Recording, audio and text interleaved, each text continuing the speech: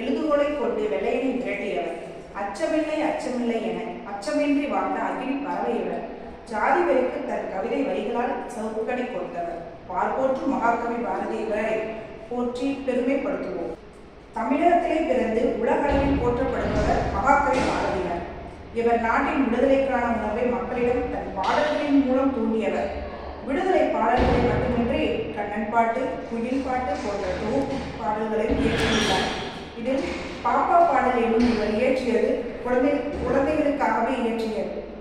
சுப்பிரமணிய பாரதியார் நெல்லை மாவட்டத்தில் உள்ள எட்டயபுரத்தில் கிபி 1882ஆம் ஆண்டு டிசம்பர் மாதம் 11ஆம் தேதி பிறந்தார். இவரது தந்தையார் சின்னசாமி ஐயர், தாயார் லக்ஷ்மி அம்மையார்.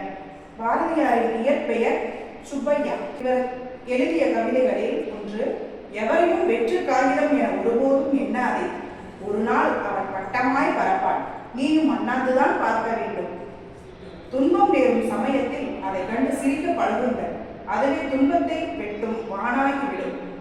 பாரதியார் பெண்களுக்கான எழுதிய கவிதைகளில் ஒன்று, பயந்து பணிந்து மிரண்டது போதும், இனி தெளிந்து துணிந்து மிரண்டல வேண்டும்.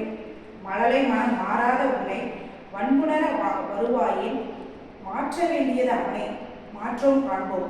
இனிமே அடுத்த அடியை நீ எடுத்து வைப்பதால் 1000 கதைகள் திறந்திடும். உனக்கு ஆடவர் திமிரும் அடைவிடும்.